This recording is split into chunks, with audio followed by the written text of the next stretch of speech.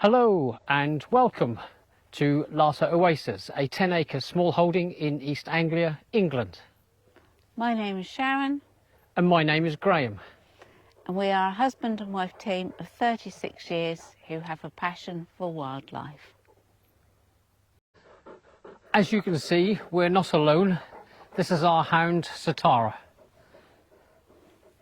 Satara is a 7-year-old St Bernard. As you can see, we have her on a lead, which is the sensible thing to do around wildlife and when you have livestock. So we don't set a good example. Especially whenever we ask her to come back, she doesn't. You could leave that bit out. That's the truth. Are you going to say hello or not? You got to face this way. That's it. Good girl. Sit. You going to sit? You going to sit for us? Good girl, well done. There you go. See, she does do some things, we say, but if she was off a lead, I promise you she would not. Well, she tries, but in her own time, and sometimes you just haven't got that long to wait. So there you have it. That's Satara. Ugh. We've had the smallholding 25 years. We used to breed up to 40 large black pigs and 20 Norfolk horn sheep a year. Along with a few other bits and pieces. We stopped breeding about 12 years ago now, and we've just let the breeding stock graze the days out, of which there are only a handful left. We don't have any large black pigs left, and we don't have any Norfolk horn sheep left. We have a couple of first stage Suffolks, and I believe first stage Suffolks are made up of safe down ram crossed with a Norfolk horn ewe. So we have two of those. Those two are very much pensioners, so they're about 16 now, 15 or 16. And we also, because we were getting low on numbers, we wanted some more lawnmowers, so we took on an extra cull ewes, 2 Texels. We also used to keep horses here. We used to have 7 horses, 4 Suffolk Punch horses, and 3 Shetlands, chalk and cheese really. But we've only got 1 Suffolk left, that's Willow, she's 16, and 1 Shetland, Kobe, a miniature Shetland. We're not too sure of his age, but my guess he'd be pushing 25, maybe 30. All the others have since passed. And last but not least, we can't forget Goaty, our 16-year-old goat. She's a Saanen, I'm not too sure how you pronounce it, white goat with long horns, and she has been the pain in the arse ever since we got her, but we do love her to bits. We have always managed the smallholding with livestock and wildlife both in mind. They live happily side by side. As we need less area for the livestock, as we get dwindling numbers, we are slowly removing fencing and rewilding some of the areas. So as and when as time passes, there is more of the small holding being transferred from livestock over to the wildlife. And my guess now it's about 50-50, with most of what's left for the livestock is basically because it's the horses and the sheep is permanent grassland. Even though we are the landowners, we prefer to call ourselves the custodians. Basically looking after it for the next generation. Sharon and I, as custodians for this small, nevertheless important site for wildlife, have a responsibility to secure its longevity, its future. To leave this 10-acre plot to a family member to fulfil our wishes is to burden them with a lot of responsibility, a lot of workload and a lot of financial commitment. So it would be unfair on them. It also doesn't fulfil one of our wishes, which is to secure this site well into the future, well into after we've gone. With this in mind, we will be gifting Larter Oasis to a local wildlife trust. The Wildlife Trust in question has been out to visit the plot and quite liked the land and what it has to offer for wildlife. As a nature reserve about 4 kilometres away as the crow flies, it's approximately 300 acres, so it's a reasonable size. And they view plots like Larter Oasis as stepping stones for nature to be able to get to these larger sites. Likewise, Larter Oasis offers an area for species to expand from those larger sites. By gifting Larter Oasis to a wildlife trust, we should be able to offer protection and care in perpetuity for this lovely little site. Mission hopefully accomplished, and this will leave this beautiful site for future wildlife.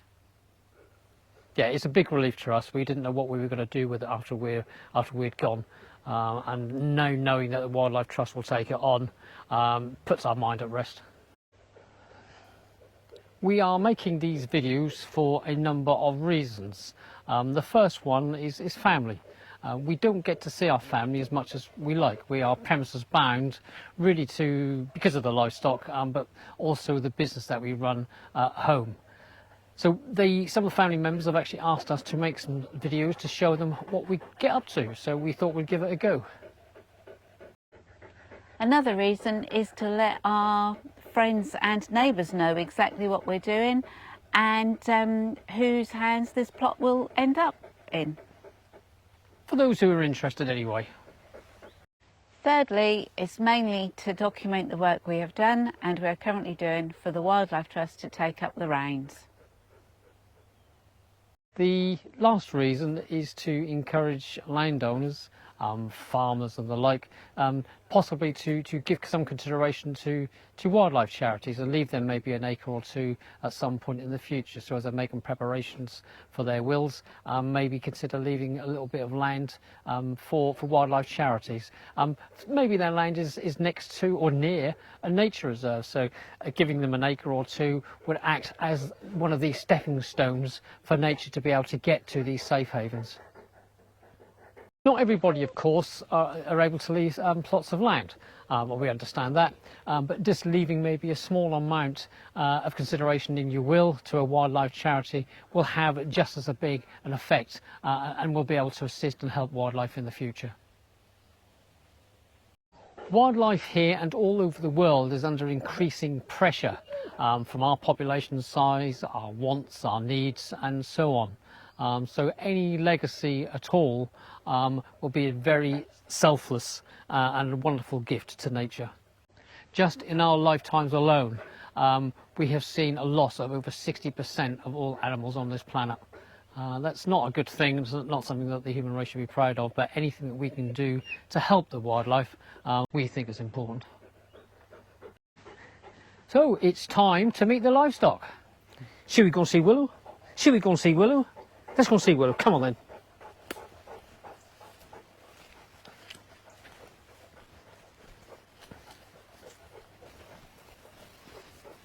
We will be making 4 kinds of video.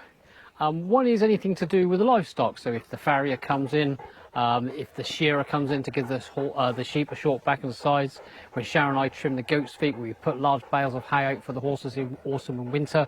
Is there anything to do with the livestock? We might be making a few videos to do with them. We'll also be doing some videos on what we call rewilding. So if we're putting in planting more trees, if we're putting up certain maybe bird boxes or bat boxes, anything of that nature, to encourage the wildlife here. Also, there's a certain amount of rewilding that carries on naturally, and we'll be covering some of those, such as the orchids and wildflowers. And while there's still areas grazed by the horses and the sheep, because there's not so much grazing going on, there are lots of wildflowers and plants happening quite naturally, even in their grazed areas. The last and not least, it will be to do with wildlife and nature. So if there's anything particularly of interest turns up, for instance turtle doves here, which is always fantastic, we have certain animals will turn up from time to time, then we will try and make some videos covering that as well. The 4th area we might not, it depends if there's any interest and if they want us to. We hadn't had a holiday for over 18 years in one period, and 18 years is a long time to maybe save a little bit of money. We've always worked, and so we've always grabbed some what we would call holidays, wildlife holidays, but in Africa. on safari, and to keep them affordable we would do our own safari. So we would hire a 4x4 or an SUV, and we'd go off in South Africa, the Kruger National Park, and do your own driving and try and find what animals you can find. So we might do some videos on there. So there's 4. One is the holidays in Africa. Secondly, it's the wildlife and nature, orchids, wildlife that turn up. Rewilding is the 3rd. And the 4th, anything maybe of interest that we do with the livestock. As you can see, this is one of our livestock. This is Willow. Willow is a Suffolk punch. She's 16 years of age, 18.2 going on 18.3 hands, so she's quite a tall horse, and she weighs just over a ton, so she's a big one. Her mother was even bigger when she was here, and she passed a few years ago now. But this is one of our livestock, Willow. Sometimes has a friend with her called Kobe, a little black Shetland, but at the moment he's home. This is in the middle of summer, and the grass is just too rich, too plentiful and too rich for him. He's laminitic, and if we don't keep an eye on him, he will go down with laminitis. So in the summer we keep him at home, but he will join Willow in the autumn and the winter when it's safe for him to be over here. You got anything to say, Willow? Yeah, more mince, please. More mince. Willow is the most gentlest horse you'll ever come across. She's absolutely booty. She's lovely. Yeah. Hey, you're lovely. Yeah. You know, one more. Sugar As you can rush. see, Sharon and I have shares in a particular mint company. Yes, you could go. God, there's some bitey insects about tonight, girl. Oh. In the past, we did have 4 Suffolk punchers. So Willow was joined by her mother Clover. Also, we had Harvey and Jock, but they've since passed.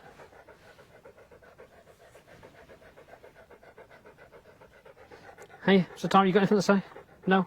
No more. You had enough. It's time to meet some more of the livestock, the sheep. And the goat, if the goat will come. The goat's way over there in the pig ark. But we'll introduce the sheep if they come down, and just let you know a little bit about where we got them from and how old they are. Right, see the first one here, this is a Texel ewe, a cull ewe, and the one behind her is another Texel. These two couldn't breed anymore, and what happens often in sheep, in flocks, when they can't breed, they often go to be culled, unfortunately, but we offered them a home. Our flock was diminishing and we needed more lawn mowers, more mouths to cut the grass. So we offered these two a good home, and they've been here ever since. They've been here for about 4 years now, I guess, so it might make them about, I don't know, 8 years old, but it'd be a guess.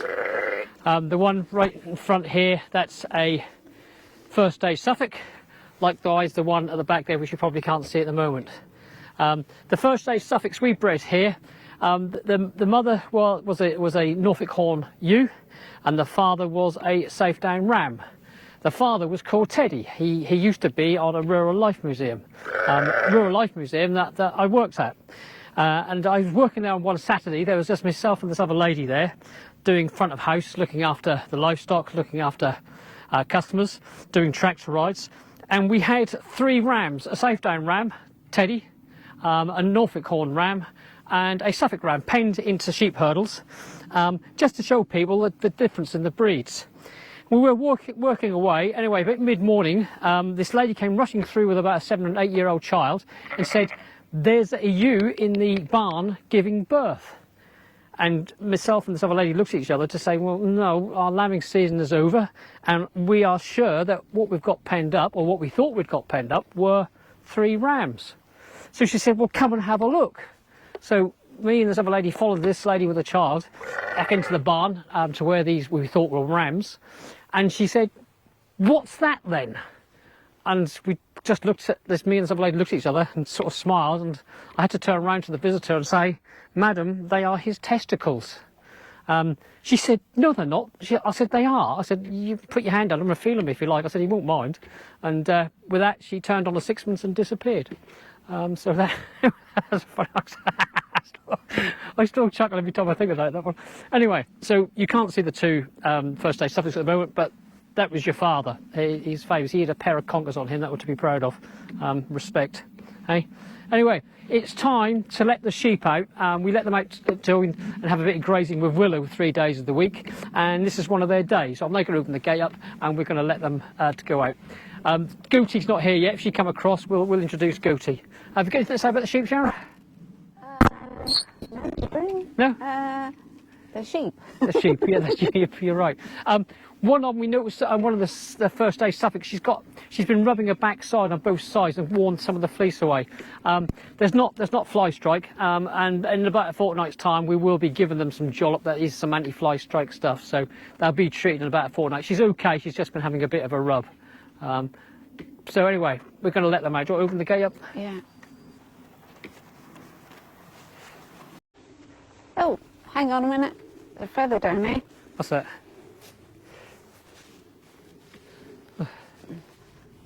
Buzzard. Oh yeah. A buzzard feather. Well done, Sharon. It's a buzzard feather. Secondary wing feather, I should think. There you have it, if you can see there. Ooh. That's a buzzard secondary wing feather. Well, put that to the collection.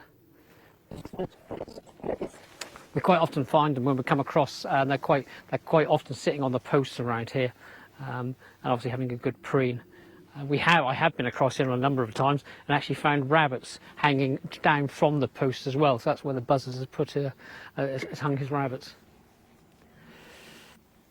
Anyway, the sheep have got the chance to go out, but they don't seem to want to go out. So we'll leave the gate open. I'll go and see Goatie and see if she want to come across and introduce her.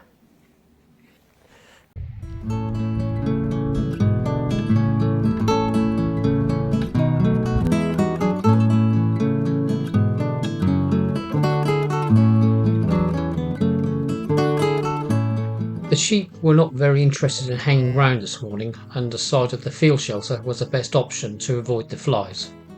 Late afternoon was cooler, so I went back and the sheep were happy to graze out in the open, so here they are, giving you a better view of this ageing geriatric small flock.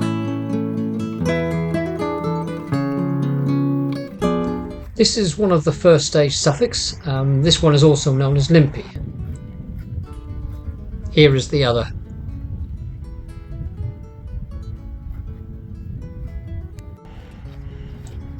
This is one of the Texels. This is the other. The breed was originally from the island of Texel, just off the coast of Holland, so originally a Dutch breed.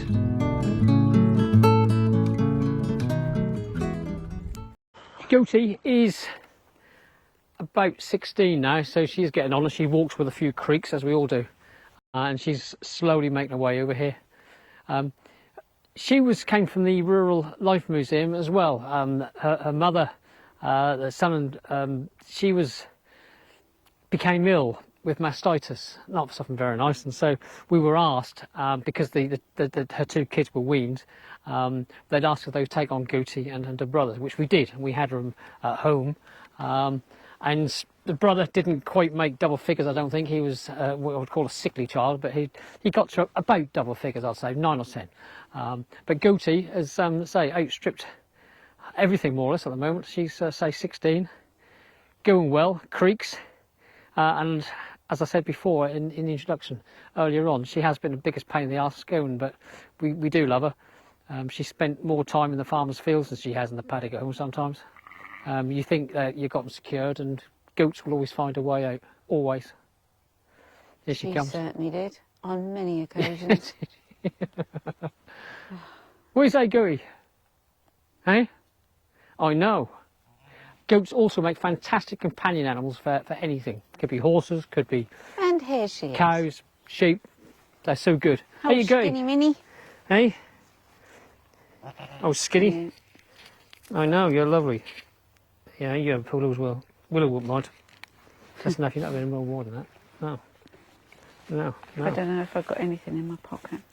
I might have. Look at it, you're not eating that. I think what I did hear once is goats are also one of the most efficient animals of actually turning whatever they eat into meat. Very good at that. I wouldn't fancy... There's not a lot of meat on that. Not a lot of meat on her. I have threatened to put her under the grill a number of times. she'd often, there used to be fencing over there around the pig arcs where we had the pigs running around the paddocks. And when I used to go and feed them, she'd always be able to jump over the fence, and everything was always frightened of goats. And the pigs would clear out the way and she'd be munching on their food. And so I'd be hollering from a great distance that if she didn't get out, by 6 o'clock that evening, she'd be under the grill. And I always wondered, because there's a fence outside and a small sea road, if anybody's walking the dogs, what they'd actually think of me. Never did mean it, but it was just, she used to infuriate you sometimes. Even Willow gets out of the way, but when you see those horns, you can understand why, because they're... So this is Goaty, our old skinny goat. You're a skinny old thing at the minute, aren't you? You are. But we did find at one time she lost an awful lot of weight, and we started giving her wholemeal bread. Yes. And for some reason, she stopped it right 4 rounds of wholemeal bread a day seemed to keep her at a certain weight. We don't know why. We give her a soft food because obviously she's hardly got any teeth left now. So we do give her a nice soft gummy type food so she's able to eat what she wants. But I guess at certain ages they're hard to maintain that weight. They tend to wither at the back end, but we noticed that in sheep as well, in horses, especially in pigs as well. As they got really old, they just lost condition. But you're right, goat. You're still She's a friendly old thing. She is. Right, that's you. That's you. That's the goat. So that's the sheep. That's the goat. You met Willow. Willow's always a star, aren't you, Willow? Hey? Yes, you are. She's always there, She's just always in there. case. Right. Eat your wills.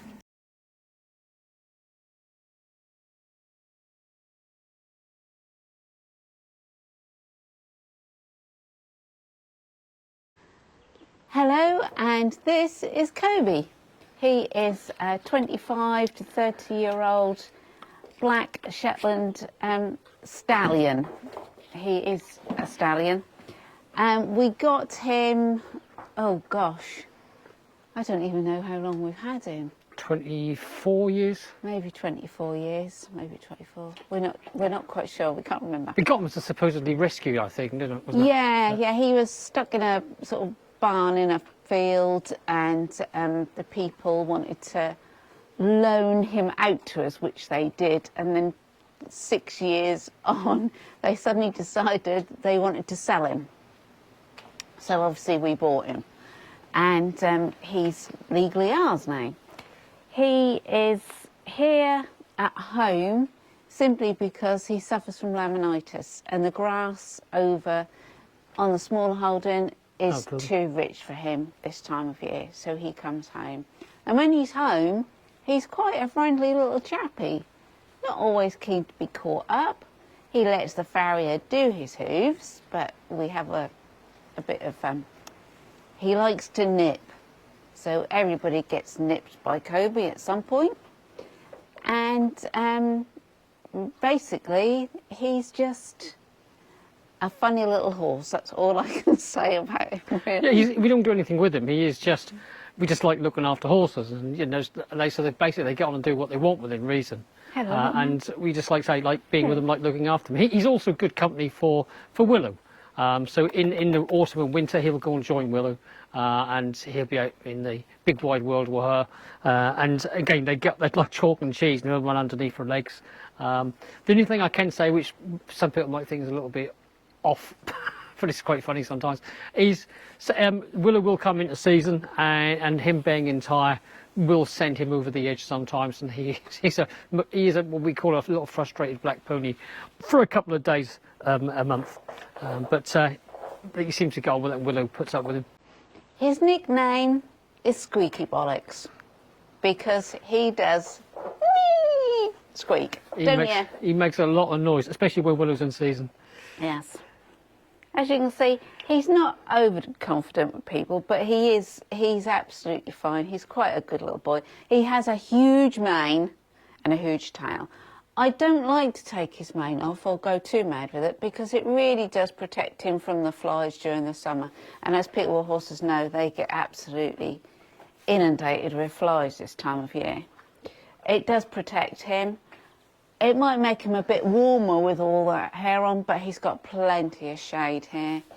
And we're just about to let him out for his afternoon, well, forage and exercise. Roll, mainly. So we'll let him out. If we can get him rolling or doing whatever, then we'll try and do that. But yeah, if I'll stand back and let him out, because if I stand here, he won't come out. So he think I'm trying to catch him, and because he's very suspicious of everything, especially when there's two of us. When there's one of us, not an issue with either of us. When there's two of us, he's thinking, uh-oh, and so I'll just step back. Yes, because You get on with it. if it's the vet for an injection or the farrier, if there's 3 people, trust us. And it I'm really always is. the git that gets the blame. Always. No, wait, I'll stand back. Right, you ready? Ready? He's gone the opposite way to what he normally goes.